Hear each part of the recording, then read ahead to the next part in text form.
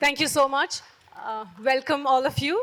And I welcome you to this vital session where we talk about half the sky, as they said. And I believe we women are half the sky, we are half the ocean, we are half the earth. So I'm so honored that you are here, especially as you and your research work along with your husband and your colleagues, which won the Nobel Prize. It has kind of transformed the way we look at, we understand poverty, and how do we address issues of eradicating poverty from a policy level. So to start with, I want to ask you, we all know, we've all been taught that when you educate a woman, you are educating a family, a community. But when you educate or empower a man, you are educating or empowering an individual.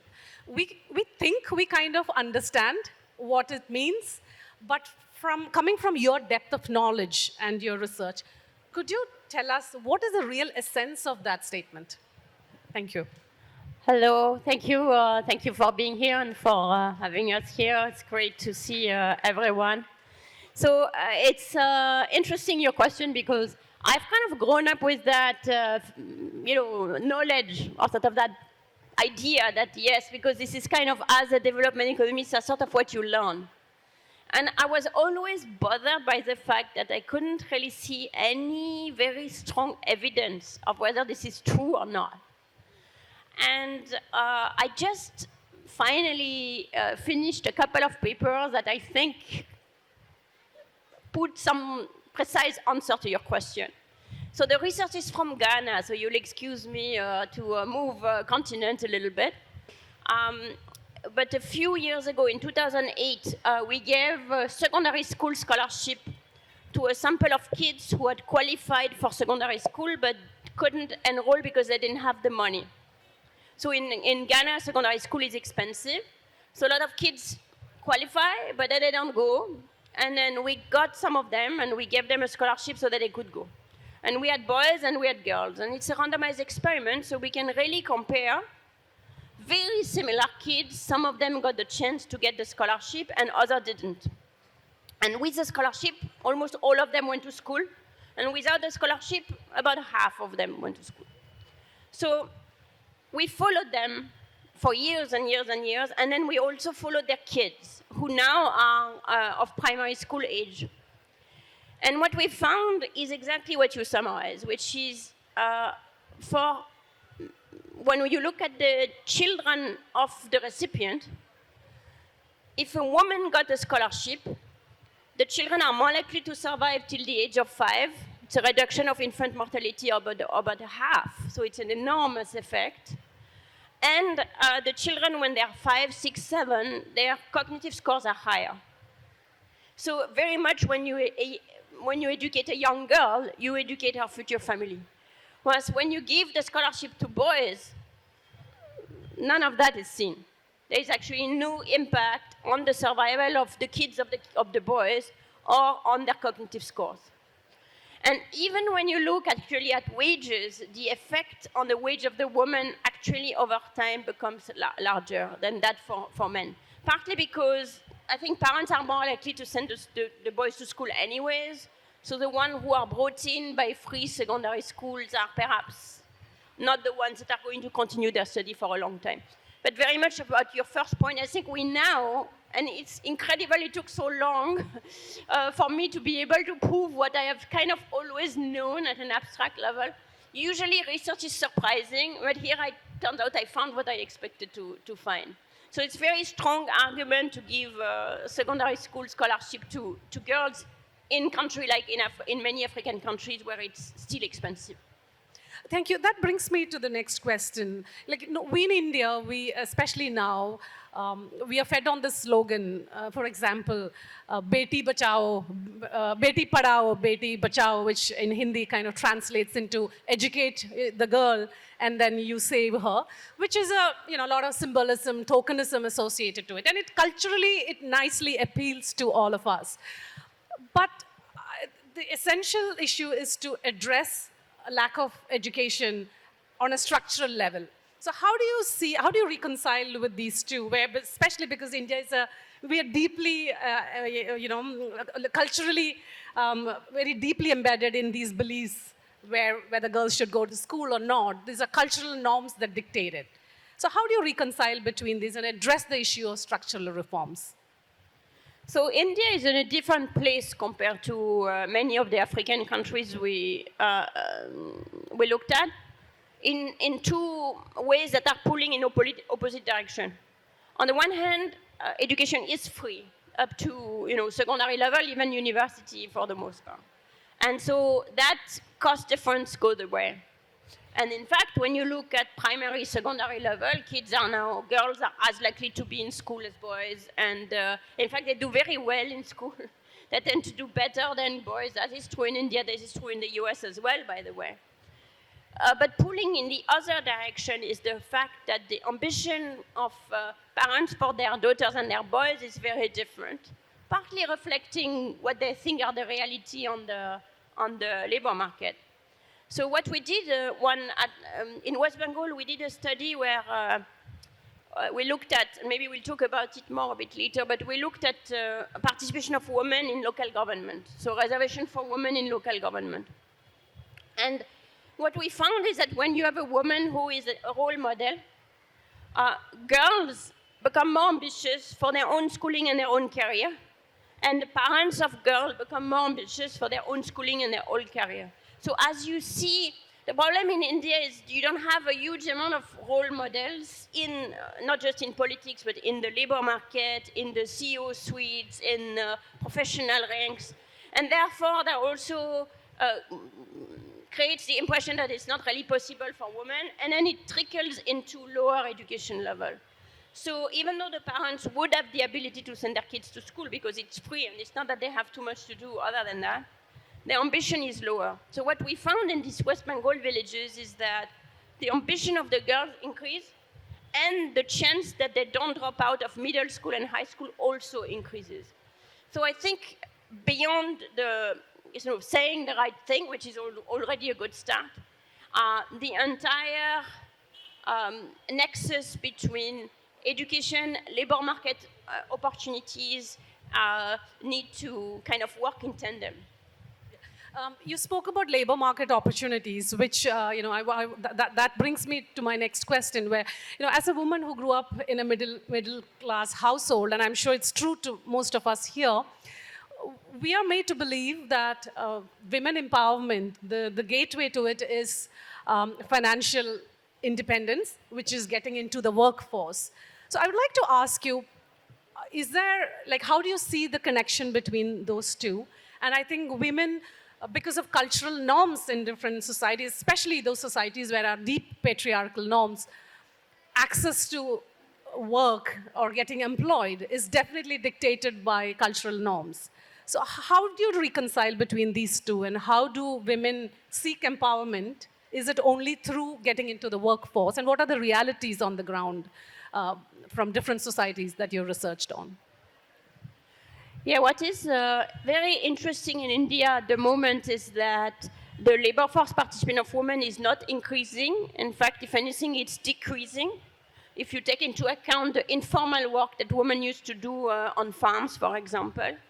So as the country is modernizing, you would think there are more and more jobs available for women because women are well suited to a lot of tertiary jobs, office jobs, etc.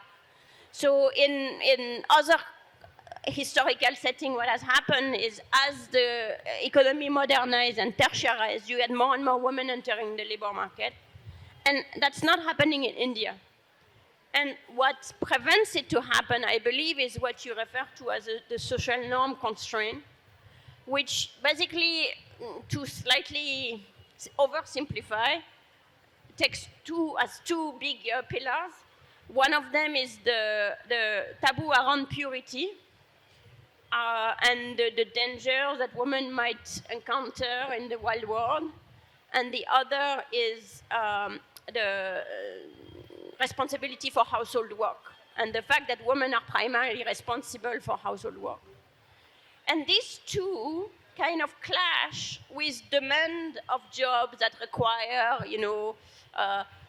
24/7 availability, a lot of presence, etc. And someone has to take the first step. So either it's the social norms that are changing, or it's the job that are changing. And changing social norm is a little bit difficult. It takes time. But we also have to think about, is it possible for the jobs to adjust? And during the pandemic, a lot of people started working from home. And in a way, it was liberating for a lot of women, not just in India, but also in the US, because suddenly jobs became available and compatible with household life. But then people kind of went back to office, and we kind of are losing this game. But I have a student who worked on this idea of working from home in Kolkata. And she showed that when women from lower middle class neighborhood were given gig works to basically speak sentences into their phone for AI, training of AI models. And they were given, depending on the woman, they were either asked to come to an office or they were asked to do it from home with more or less flexibility. And she found an enormous impact of the ability to work from home, particularly with some flexibility around childcare. And then what she finds is that the women who are given this first kind of opportunity, it becomes a stepping stone for being more likely to later accept a job where you have to go out. So in terms of changing the social norm, the employers, the companies, they also have to think about what can we do in this context, and not just say, oh, it's unfortunate we can't hire women because they don't want to get out of the work. It's like, well, is it possible to make the work less greedy? Knowing that actually can be, the kind of social norm, labor force participation, is a vicious circle that could turn into a virtuous circle if we find one entry into that. That brings me to a string of questions in what you said, but because we're short on time, I just want to make sure that I'm able to cover, some few crucial topics that we wanted to ask you about. One is definitely, you have argued on the importance of political representation for women, political representation in, various government bodies. Do you see through your research that the real impact that we are looking at, is that trickling down to women on the ground? So I've been interested in this issue of women participation in local government in India for a long time, because it's really a remarkable social experiment that started very much in advance to other efforts to have parity in politics. In the rural areas, it took much longer to think that it should also apply to other areas. But what we found is a number of things. The first one is that women elected leaders are more responsive to women's need. And in particular, we did this work in West Bengal and in Rajasthan, that they are much more investing much more in drinking water infrastructure. And that, I think, immediately changes women's life, because they are the ones who are in charge of collecting water. So it changes life immediately and for the better. The second thing is that as I said, they are role model to younger generations. So even the things they can't directly affect, like education, they're not really in charge of education policy at the village level, but they still have an impact on schooling of the children via this role model effect. The third one is that they change the nature of political competition, because people, before having a woman as a head, tend to have very negative images of women as head. Partly because of prejudice, but also because they never had the experience, they don't think women can lead, and they have no reason, they have not tried, and if nothing forces them to try, then why would they try? And once they try, they're like, oh, fine, the women are actually not that bad. And what we're seeing is that after being forced to have a woman in government for a couple of cycles, your perception of the ability of women to actually run the show changes. And that, I think, affects, that is what I believe, I haven't found it, but I think that affects things also beyond just a political circle, because, well, if you're the political leader in your village can run the show, so can your kid, so can your daughter, so can your wife. So I think the impacts are deeper through this role model effect than even the direct impact via public good investments. I think similarly, as they say, when women are involved in peace negotiations, the peace lasts longer. I think any discussion on women empowerment or economic development will be incomplete in the world that we live in because of climate change.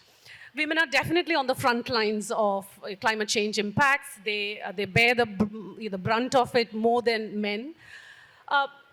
So I would like to ask you, how do you think governments can address climate change concerns and the mitigation work that we are doing, but with a feministic approach to it, keeping women on the front lines? So there are various climate change. Really, when we start thinking about climate change, we have to think about mitigation. That is preventing future climate change. We have to think about adaptation, changing the way that we live, and we have to think about compensation. You know, climate change is already with us. The climate has already changed, and people are already affected by it, and poor people are affected much more than less poor people because, first of all, they live in an area where it tends to be hot, and second of all, they don't have ways to protect themselves. For example, in India, even though the cities become hotter than the rural areas, people are dying much more during heat waves in the rural areas because they have no ways to protect themselves. There is, of course, no air conditioning. People need to continue working in the field and so on and so forth. So to go back on the gender dimension question on the three things. On the compensation, the key is probably for governments to keep in mind that there is no way avoiding a role of insurer of last resort. That even in the US, after the California fire, it's not going to be possible to insure your house anyways. In India, of course, the poor are very poorly insured. So when a catastrophe happens or when a heat wave happens, the reaction that people have to take, so for example, women's like, well, no matter if it's very hot, I still have to go work because otherwise we don't eat, or I still have to, go very far to collect water. So the government really needs to keep in mind that we cannot count on the markets or even the social networks to take the role of ensuring people in the face of climate catastrophes or heat waves because it's too much for people to do. It's too much for the market and it's too much for the social networks.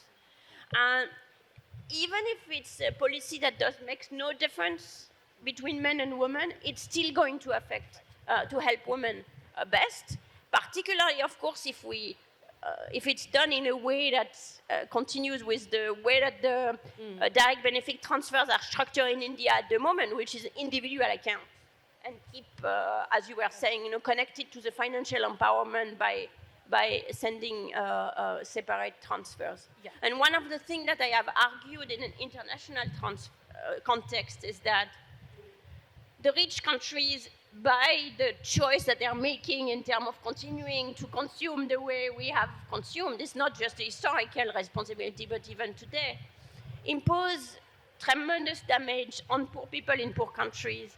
And we need to come up with a system for adequate compensation.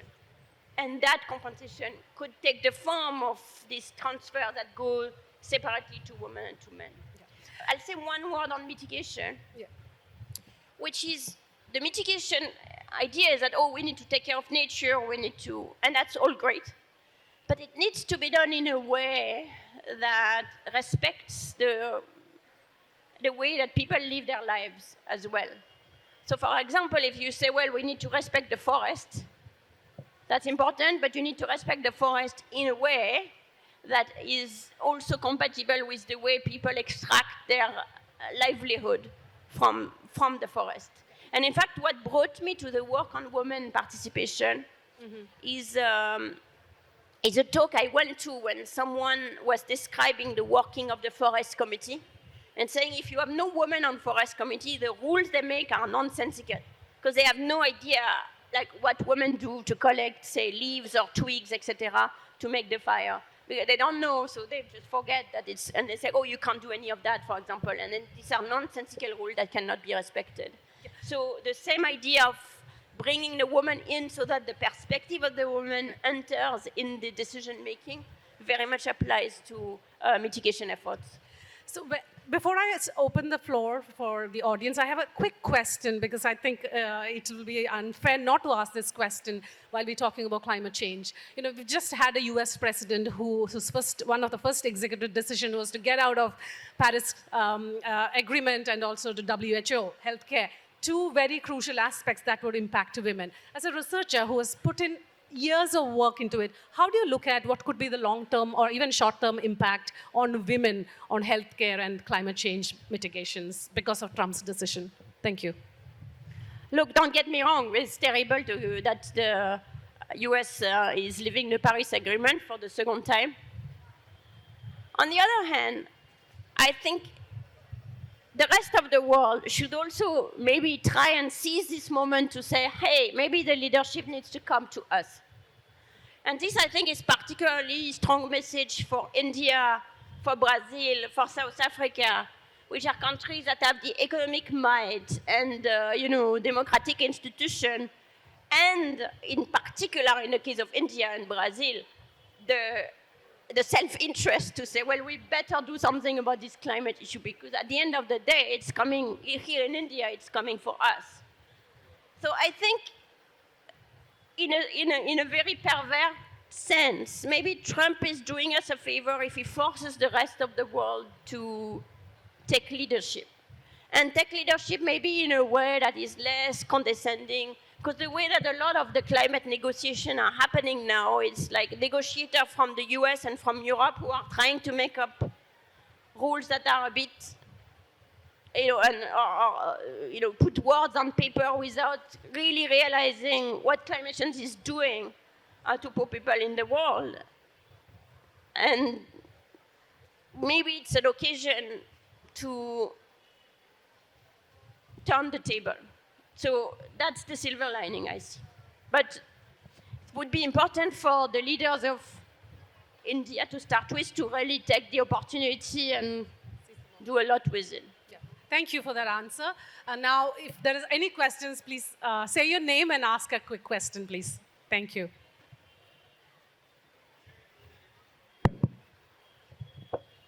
Am I audible? Am I audible? Yeah.